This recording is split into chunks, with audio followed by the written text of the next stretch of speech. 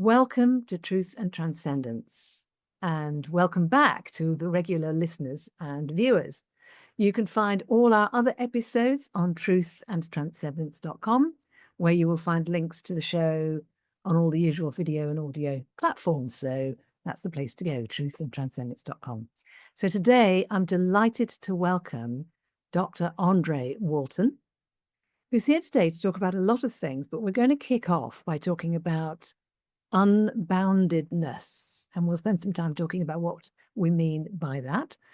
Andre is a best-selling author, a TEDx speaker, a social psychologist, and creator of Banish Burnout, which is a trademark, helping transform stress, anxiety, and burnout into resilience, creativity, and innovation. So definitely the right time for that. I think most of us can admit to ourselves that we've experienced stress, anxiety, and burnout at one point or another, or are currently heading into one of those. So this is really valuable information that Andre's bringing. And you can find Andre on planforchange.org. So that's PLAN, the digit 4, CHANGE.org. And that will be in the show notes. So, Andre, thank you so much for coming back on the show. Thank you so much. It's wonderful to see you again, Catherine. Thank you. And nice to talk to a Brit for a change. You know, I think we Brits haven't really caught up with the Americans, you know, when it comes to actually putting ourselves out there and being present in the zeitgeist and visible. So I'm always delighted when there's a fellow country person is actually out there doing it. So Andre, we talked about this notion of unboundedness when we met before, and I was asking you about your life, and you've had this extraordinary journey in your life. But I was wondering if you could remember back to when you first kind of connected with this feeling of unboundedness, that was something that was real for you and that mattered to you. Because we look at you now, you know, and you've written books, you've done TED Talks, very, very accomplished. And some people might look at you and think, well, he's another species from me. But actually, I believe you're in fact human like the rest of us. So where did the journey begin in terms of your relationship with unboundedness? Well, in reality, it began at birth, and I was the son of a cook housekeeper in 1950s Great Britain, and she was a very busy person. I mean, she was the cook, the housekeeper for a household that could encompass a lot of people from time to time, and she just was always doing something. I mean, this is the day before dishwashers and washing machines, and you know, it was a bit of a luxury when somebody actually in the household actually bought a vacuum cleaner. You know, that was a day to celebrate. So basically, you know, as the son of a below stairs person in that situation, as long as there were no breaking sounds, you know, or crying or yelling or everything, basically I was pretty much left alone for a lot of time. And that really generated a lot of kind of self-oriented kind of capabilities. It was, but what it also meant was that I had very few occasions when people would sort of say, "Oh, don't do that. That's you could really hurt yourself there. No, don't climb that tree or fall off," and you know, this kind of thing. And so there was really very, very little of that. As long as sort of I wasn't too visible, you know, one of the key things of you know, being the son of a servant is that you keep a low profile. And so that basically, you know, as soon as I could toddle, I was wandering off into the woods and down to the stream and that kind of thing. And that was an interesting kind of experience to look back on, because when the idea of sort of boundedness really cropped up in my mind was looking at other people. And I'm thinking, I left home at 14 and went to London and worked in a recording studio. I was quite tall for my age, and people sort of naturally assumed I was a bit older than that. And just that was when I sort of got out into the real world. And I remember sort of thinking about sort of one person, then two people, then lots of people, sort of, why aren't they doing more stuff? I mean, what is it that's going on here that, because I was doing a lot of things at that age. And I mean, some of them were sort of quasi-recreational. I was into amateur radio stuff, and I played table tennis, I played tennis, and I was very, very into electronics. I was building, audio stuff and that kind of thing. And I had a lot of aspirations about things that I wanted to do. And so the notion of these sort of what appeared to be self-imposed boundaries crept into my mind, and it sort of stayed there. In my 20s, I kind of did a lot of things. I mean, I when I left school, I'd got sort of all the sciences tucked under my belt at A level, and then I promptly got a job as a graphic artist for a magazine company, a magazine publisher. And so, that I didn't really feel that just because I got these academic bits of paper that there was any reason I had to follow that particular path. I did, however, go back to it, and in my sort of early 20s, I did a degree and then a master's degree in medical physics, and I ended up being a researcher in physics. And in that kind of situation, once again, I saw sort of boundaries. I mean, I saw people thinking in an incredibly vertical way. If you're in physics and you're studying ultrasound, that's all you study. You don't connect it with other things. And so I think we've created for ourselves an incredibly vertical kind of world. And, and you find this even when somebody tells you what they're doing. I mean, it's sort of, well, what do you do for a living? Well, I'm an accountant. Well, you've got all sorts of stereotypes that pop into your mind at that point. And even asking the question, what do you do? It elicits a very vertical kind of answer. I mean, it's just, and so that's really where the whole unbounded boundaries and boundedness, and then unboundedness on the other side, crept in.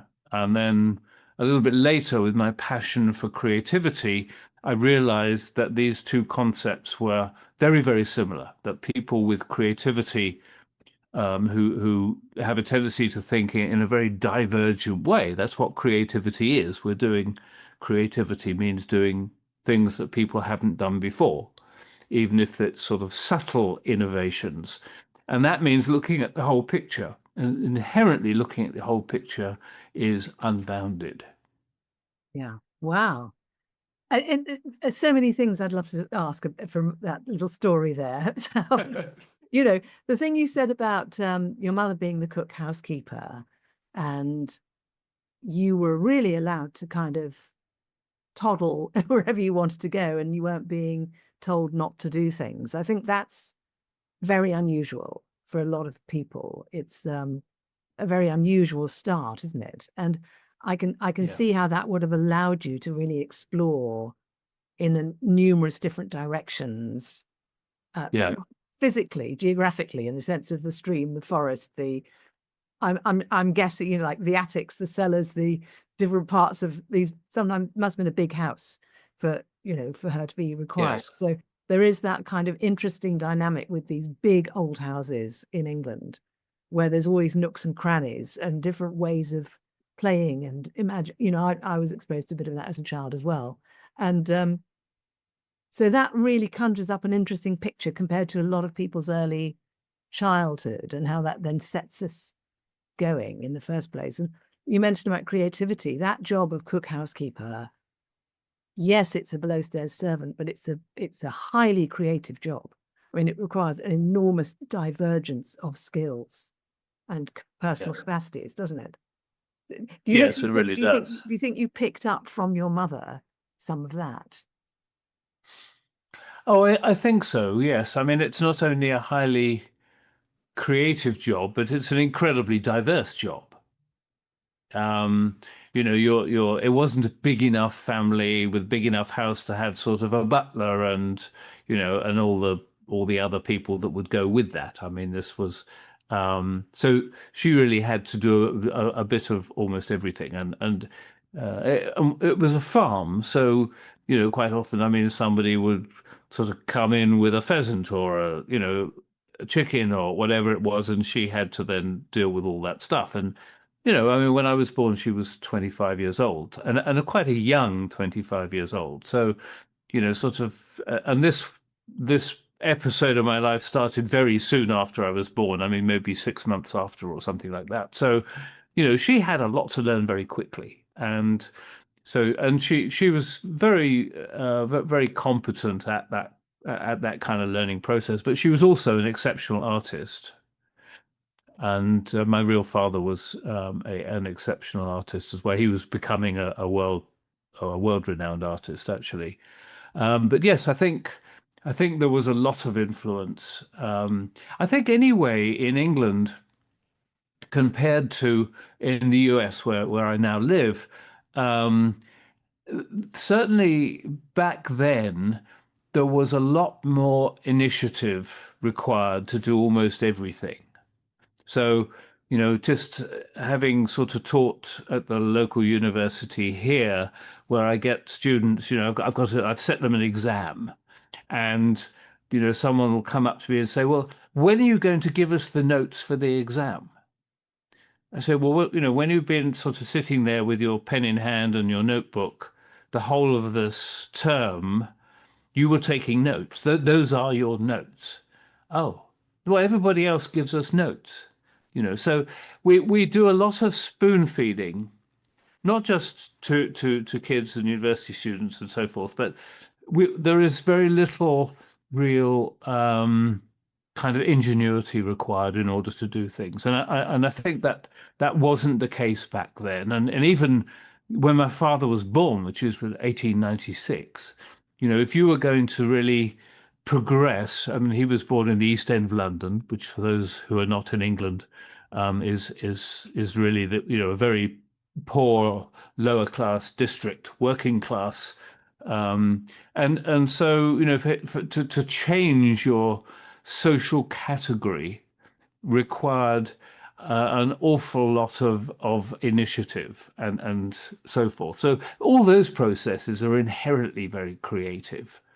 So I think, you know, you strip away some of that stuff and you strip away some of the curiosity that goes with it, and you end up depriving yourself of this natural ability to think creatively. I think that's very important because, of course, when one is in that position of having to be ingenious, etc., it doesn't necessarily feel like that's what you asked for, does it? You know, No. but looking back, you can say, actually, I'm really glad I had that. You know, you in looking back, you can see how much that nourished you, and in your case, nourished your sense of unboundedness. That you weren't sort of. You mentioned about self-limiting, self-restricting, and it was interesting how when you went to London at the age of 14, you were observing other people seeming to be in these sort of vertical tramline boxes, as it were, and you could immediately see that they were limiting themselves. Now that's interesting insight. What was that like for you? Because obviously you were relating with people, you were chatting with people, you were observing things. Did you talk to people about what you were witnessing in that regard, or was it not possible to talk about that with people? What was that like?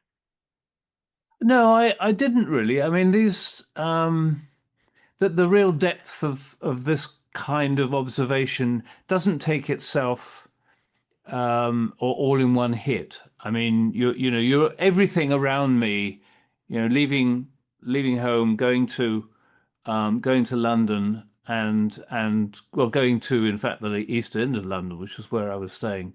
Um, Everything is so new that, to some extent, when you're watching other people, and I think ever since a very young age, I've always been a people watcher, and seeing things that are so different. I mean, first of all, most of the people that I'd been, in the company of, up until that time were upper echelon people, because they're the people who are going to employ a cook housekeeper. So, I'm a sort of, in my mind, a regular kid, but in their mind, I've got this plummy upper class English accent, in an environment where everybody else is certainly not talking anything like that. So there are so many differences that I just took that as a difference, and it really wasn't until much later, when I kind of felt much more comfortable in any kind of environment, that I started to really question why all that was. Yeah, yeah. Fascinating. So let's kind of jump forward a little bit from there. So you had this early, very grounded relationship with being unbounded. And then as time went on, you were able to observe in other people that they didn't have that in the same way. And you could see that some of it was sort of self-created, that, that sense of being limited. How did that then travel forward into you starting to work with creativity in particular? I think it really showed itself most powerfully when I became an entrepreneur. So in my early 20s, I started to invent things, and one of them was a piano microphone that was a little later used by Frank Sinatra and Elton John and Royal Opera House, and that kind of, a lot of people. And then the other set of inventions was to do with ultrasound, medical ultrasound, and that those actually became a world standard in how to measure medical ultrasound imaging equipment. So but in the course of sort of taking that, I mean, I had no funds to do this.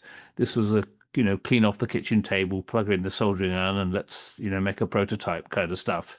And building that into a real business was really where the unboundedness kind of had its. I mean, that was, that was a really key thing. And people, were around me, were sort of gently and sometimes not so gently attempting to persuade me not to be that unbounded. I mean, I remember when I sort of was preparing to leave England in terms of somewhere to live and go to the States in order to set up a subsidiary to my businesses. And my bank manager, my financial advisor, I mean, they weren't at all. They didn't hold back in saying, Andre, this is not a good time to do this. You haven't got the funds to do this. You don't have the resources to do this. I mean, you've got to have somebody to run the company here while you're there. And there's a whole list of reasons why this was a crazy idea. And so, and it wasn't at all. I mean, within a year, it had doubled the size of the company, and it continued to double it every year. I mean, it's the single biggest market that I could have looked at. And I also enjoyed being here because it's much less bounded.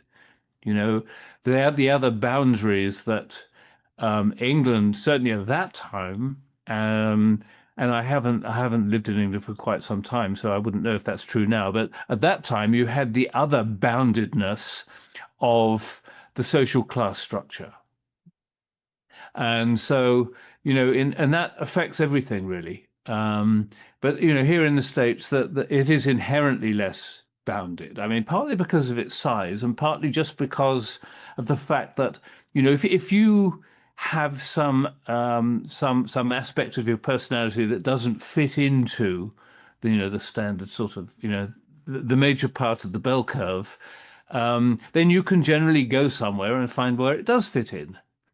Sort of back in the 60s and 70s and so forth, a lot of people who were gay would go to places like San Francisco, where they would find the comfort in the fact that everybody around them, or many of the people around them, were, had that similar situation. We're in a similar situation, and that's true also of, people who've been very creative and that kind of thing. So that was sort of one very major attraction to the US. In that there were. And I noticed as soon as I started to set up my company here, I mean, within a week, I had a place to live. The company was registered, had a bank account, and, the 800 toll-free phone number. And I mean, all that was done within a week. And so, it's just, there are far fewer people telling you why you can't do something. And so that was a very powerful thing. But it was that sort of whole experience from really sort of working in physics in the early 20s, in my early 20s, and having done, magazine design and so forth, and then inventing things and building a business around them, was all really much. I don't think I would have done that without this unboundedness. I mean, I just don't think I would. There've been so many points along that path where I would have been persuaded to, or just naturally felt as if I wasn't going to be able to break through those boundaries. And so I think I'm not sure if that really answers your question, but anyway. Well, it's probably more interesting than what my question was. So the answer doesn't matter. I mean, to be honest, when I'm listening to you, I'm kind of following, I'm bowling along in the flow of what you're saying, and then I've forgotten what my question was because it's so interesting. So that's a good thing. But I get what you're saying entirely, and because there were quite a few points, like you were saying, when people were saying, "You're mad, you can't do this, you don't have the funds, etc." But that didn't stop you. And it also struck me, it sounds like you've got a different relationship with risk as a result of this unboundedness, because going to the States, that was a risk, a tangible risk, wasn't it? But Yes. you didn't just blithely go, there's no such thing as risk, did you? But you knew you wanted to do it and it was the right thing to do. So has the unboundedness thing that you have kind of coded through you, has that made a difference, do you think, to your relationship with risk? Yes, very much so. Would you like to Yes. elaborate on that? Yeah. I think there are a couple of things really. One is which it was quite a significant influence.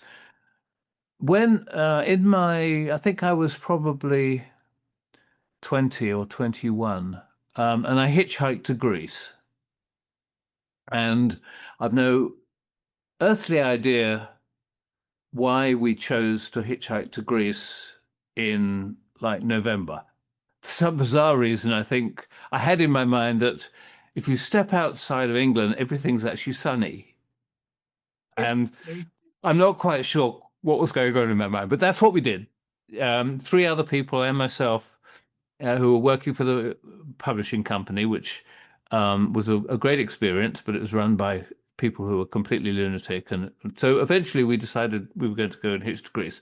And I remember when we got onto the ferry at Dover, and just lining up. I mean, obviously most people were in cars and stuff, and we're on foot. And they were playing Fleetwood Mac's Man of the World through these just awful tannoy public address speakers, sort of. But nonetheless, that was the song. And it's really about somebody being free, being freed from various things. And I remember sort of by the time we just crossed the channel, I was beginning to get this feeling, you know what? If things ever got too bad, you can just leave. And that really did a lot to counteract fear, because there are very, very few times when we're fearful of things that would actually kill us. Most of the time, we're fearful of things that we expect to be bad. You know, when as a kid, when you go to the dentist, if you know you've got to go to the dentist on Friday, you start to sweat about it on Monday. It's in your mind. Now, when you actually get there, if you can possibly sort of cleanse your mind of all those previous days of fear, it actually isn't that painful. I mean, you know, it's not a pleasant experience necessarily, but so, and I think the same's true of all kinds of things that we get anxious and stressed about, is that they're very seldom. People even use words like sort of, oh, it was a catastrophe. You know, today's been a complete disaster. Well, you know, just because you spilt coffee on your shirt this morning and then, you know, you were a little bit late because you couldn't get the car to start and so forth, you know, these are not disasters. These are a part of life. And so, you know, it's all a matter of perspective, isn't it? It's just, you know, if everything had gone totally wrong with starting the company in America, then would that have been a disaster? No, not at all. It would have been an incredibly powerful learning experience, one that thankfully I didn't have to go through. It was all, I don't think there was any moment when I thought this is not going to work. And so if so much of that is mindset, and it's not, there was no conscious decision to do that as far as I'm concerned. It's just that because nobody was there when I was young saying, you know what, if you fell off that branch, you could actually crash down and you could be a paraplegic. You could end up not being able to walk for the rest of your life, you know, all that kind of stuff. Well, I probably at some point, I don't remember, probably I did fall off that branch at some point. And, you know, here I am walking as normally, you know, I mean, it's just, we set ourselves up for the expectation of things that could be dramatically worse. Now, did this whole attitude of mind actually have a physical impact? No, it really didn't. But I mean, it could have done. My tolerance for risky situations could easily have shortened my life. I mean, you know, I used to race motorbikes with a friend of mine. I had a bike in London, and I mean, a sort of fairly sort of serious bike, and I can remember, you know, sometimes it's sort of, if I try and remember these kinds of events, it'll, you know, I can feel the blood sort of draining from my face. You know, that there are things that I have done in the course of rock climbing and, you know, hang gliding. You know, I belonged to a little hang gliding club that had a total of 11 people in it. Well, 4 years later, it only had 7 people in it, and only one of those had left voluntarily. The other 3 just didn't make it. I mean, this was in the days when we were building our own hang gliders. You know, we didn't have aeronautical quality aluminium, sorry, wrong word, aluminum, and he said, aluminium and all this kind of stuff, and, you know, expensive materials that wouldn't break. And so, you know, sometimes a flight might be lethal because of it. So, you know, that there were definitely times when my life expectancy could have been shortened, and, you know, and that's the price you pay, isn't it? I mean, my granddaughters, you know, they play soccer, they play all sorts of different things, and every now and again one of them will come back, you know, and you know, the worst was an arm was in a sling. Well, I mean, that was sometime last year, and the arm is just perfect now. There's no problem at all. But, you know, all these things do. I mean, this is a balance. This absolutely is a balance.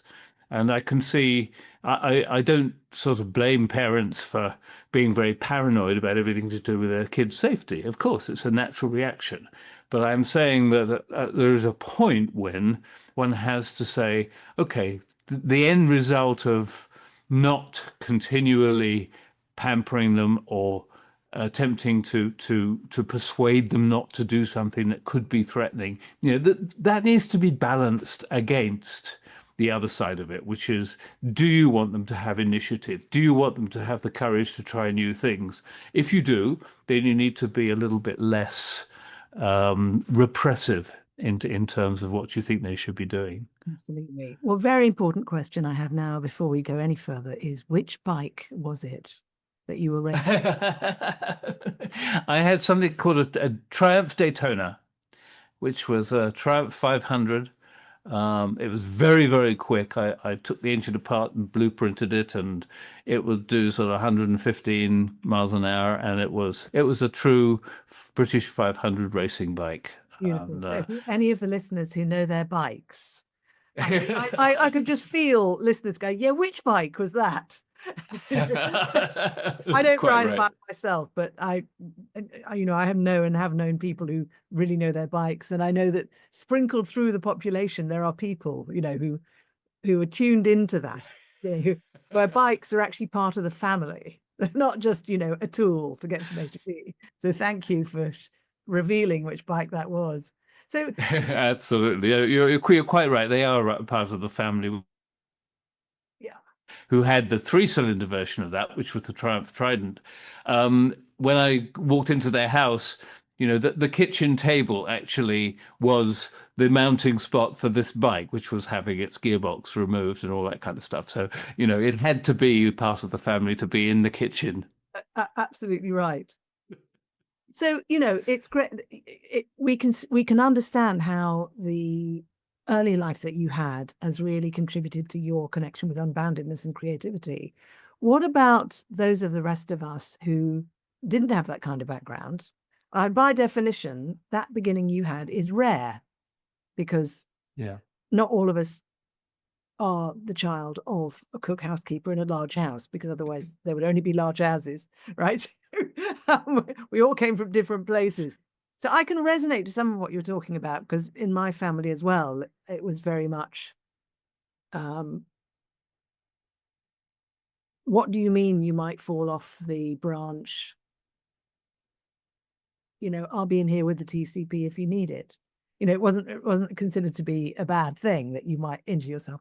But for people who did have a much more sort of cushioned, or it's a nice way of putting it, sort of cushioned early beginning, if they're resonating to what you're talking about now and feeling like, I want to be a bit more unbounded, have you discovered anything about how people can kind of find that for themselves without having had that particular introduction in their early years?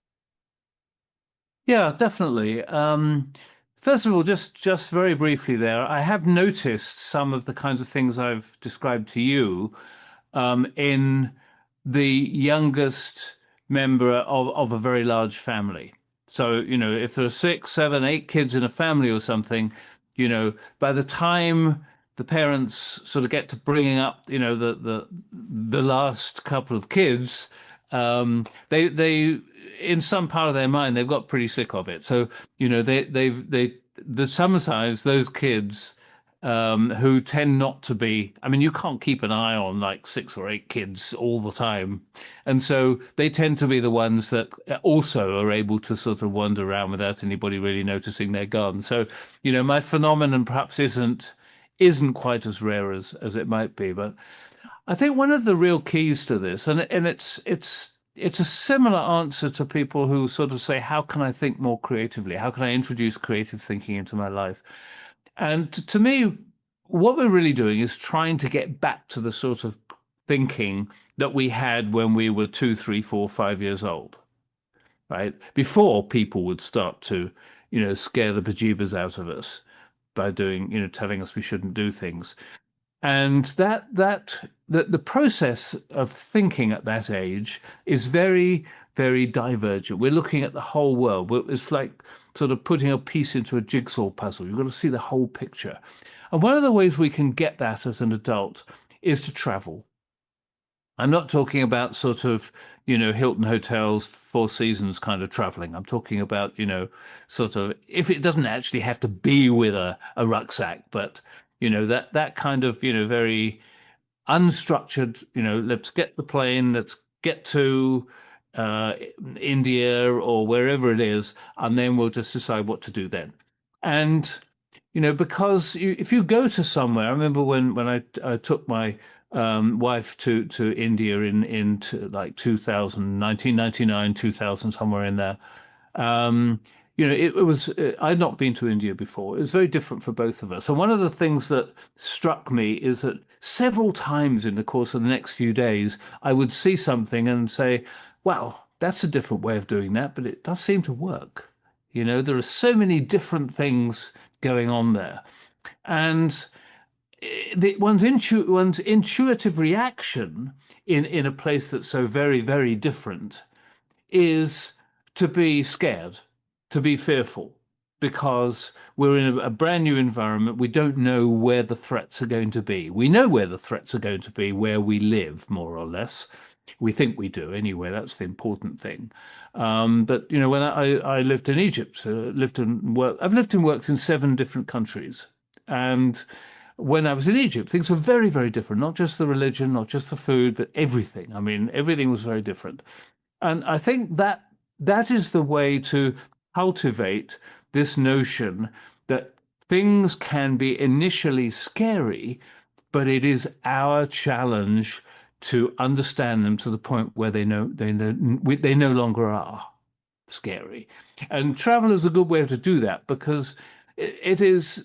I wouldn't say it's rare. I'd say it's zero possibility that you get off the plane, you get out of the airport, and suddenly some life-threatening thing happens. I mean, it just is very, very rare. And if it happens, it's probably something that you could have avoided by just doing some very basic things. People don't fly there right now because that sort of thing is not common. So, traveling to somewhere that is very different is a great place to start in terms of changing that mindset. That's interesting, because that's not, you didn't say anything about, well, you've got to go within and change this inside yourself and do this, that, and the other.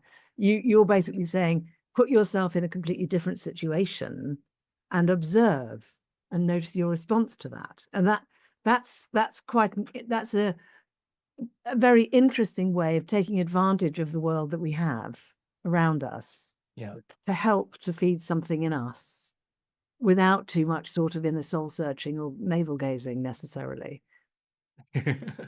No, absolutely right. And I think I think if we're going to make sort of real changes in yourself, it's actually got to be fun.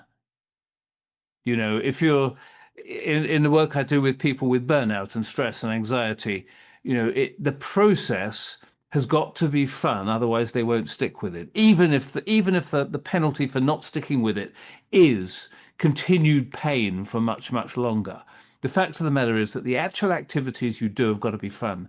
And so even if you're landing at this strange little airport in this strange little country, is initially a bit scary, the fact of the matter is it's pretty easy to shift that into, wow, this is interesting. And then you're on the path to having fun. So that's really why I believe that process of what you're doing is creating new neural pathways. And it's very difficult to do that by making little subtle changes. It's like, somebody that's got a drug problem, an alcohol problem, a gambling problem. The easiest way of coping with that is to take them into a totally new environment where they can't keep slipping back to the same habits. And that's creating new neural pathways. And that's why sort of going to somewhere totally different is a great start. Yeah. And I suppose as well, this is why people go on retreats and go on learning experiences somewhere completely different from where they normally are, even if it's in the same country, where the food is different, the bed is different, the people you're talking to are different. And it makes space for something else to kind of open out. I love that. Absolutely doing. You're absolutely right. And that why it's doing that is because, we get too focused in our day-to-day lives. We get too convergent in our thinking processes. And the instant you're put into a new environment, you're getting back to being that 2, 3, 4, 5-year-old. I mean, you're open, your eyes are open. You're looking at all these different things around you. You're listening to what these people are saying. They're saying different things than the folks you're around at home. So, this is this opening up process. It's not about sort of waking up in the morning and say, I'm going to think really divergently today. You know, this is why you plunge yourself into a different space. It just has that very powerful impact. Yes. Well, I suppose saying I'm going to be really divergent thinking today is a very convergent thinking thing to do. It is, yes, So it's not exactly going to that. work. As a divergent thinker myself, I can resonate to that. Wonderful. Well, I love how you've taken something that was absolutely natural for you, recognized that it's of value to other people to whom it wasn't necessarily wasn't necessarily automatically natural to them in terms of their life, and you're now working with people and helping them to find that in themselves. And I can only imagine you're great fun to work with do you call yourself a coach when you're doing that work? Yes, I do. I do. If I'm going to call myself anything at all, it does tend to be a coach. Yes, I am actually a certified accredited life coach, Yeah. life and executive coach. So it fits into that category. But I'm not really a cookie cutter coach. No. I mean, working with people is, for me, it's very important that it's a one-on-one process, and that, it just makes it all interesting for me. It makes it much more positive for them. And I, people, one of my clients that I still keep in contact with, who was right at the beginning of my Banish Burnout programs. I mean, he said, after we've been working together 6 weeks, he said, Andre, I've been in therapy for a year and a half, and this is the first time I've actually felt that I'm actually getting in contact with the real me. Yeah. And that's what you get with a one-on-one, really, really in-depth one-on-one person. And that means I have to be vulnerable too, and to make that connection. But yeah, yes, it's definitely comes under the category of coaching, even if it might be a little bit different. Yes, I think, a lot of us would agree that there are no really accurate words to sum up this kind of work, ultimately, because you're a human being, and being with you is going to be different from any other coach. But I love your emphasis on it should be fun, and I love your emphasis on it should be interesting. I can't imagine you putting up with it being boring for very long. And that's probably that on its own is probably ever so good for your clients. With so many people assume, oh God, growth and fixing things in myself is going to be really turgid and heavy, but not when they're working with you, Andre. Well, I certainly hope not. No, won't be permitted. Honestly, I could talk to you for hours on end, but we are about to run out of time. So I just want to wind up with a few final questions. So one of them is, I think we're in a world at the moment where there's all sorts of, in quotes, interesting things going on. And we've all got different ideas about what's happening and what should happen, et cetera, et cetera. And in amongst that, it seems to me there's now a massive proportion of the population who are actively being part of the solution, actively helping other people or leading other people, or like yourself, finding ways to help other people expand, etc. Some of those people get drawn to listening to this podcast, and some of them are listening right now. So is there something you'd like to say to those people in particular in relation to what we've been talking about?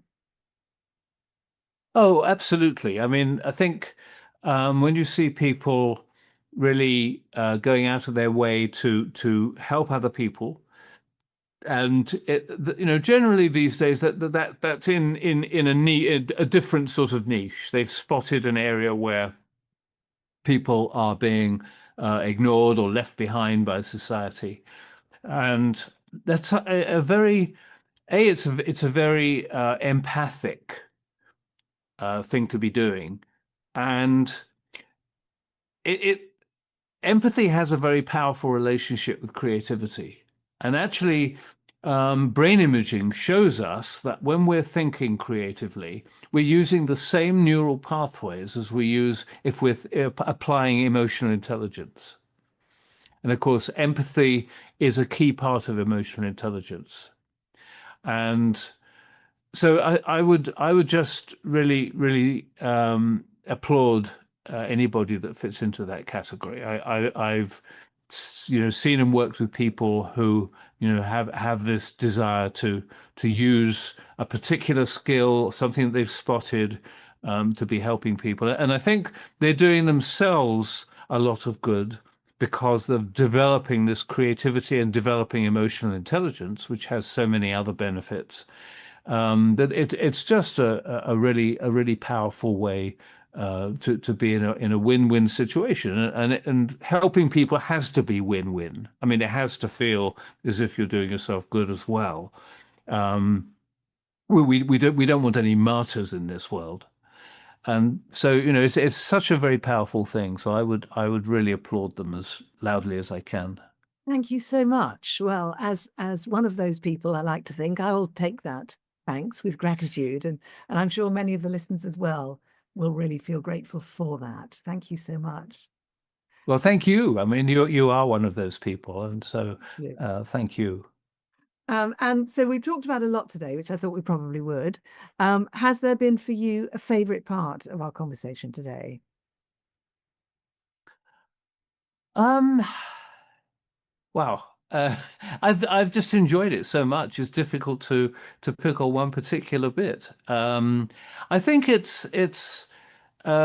I really enjoyed the conversation in terms of the relationship between fear and boundedness.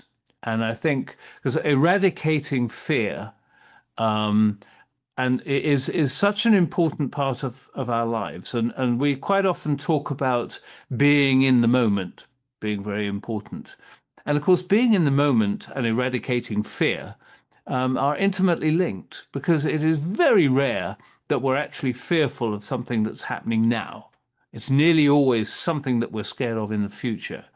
And so, I think that is always a very powerful sort of conversation to have. And I enjoyed our conversation because it helps me also work through some of those ideas and see, I'm very happy to talk about anything that's grounded in my life, because I can then sort of feel this is true, but it's also very easy to sort of disappear off into some, theoretical notion, some sort of shower time theory about something's working. And I don't like to do that, because I like things to be sort of, something where I can say, well, I've got an actual example I can share with you. So even if you don't believe it or you don't think it's appropriate, this is something that I really believe. So that I think is a whole area of fear and being in the moment and groundedness and so forth is a powerful area to talk about. Yeah, thank you. I had no idea we were going to go in that direction today, actually. And I agree with you. I think it's really important. I think there's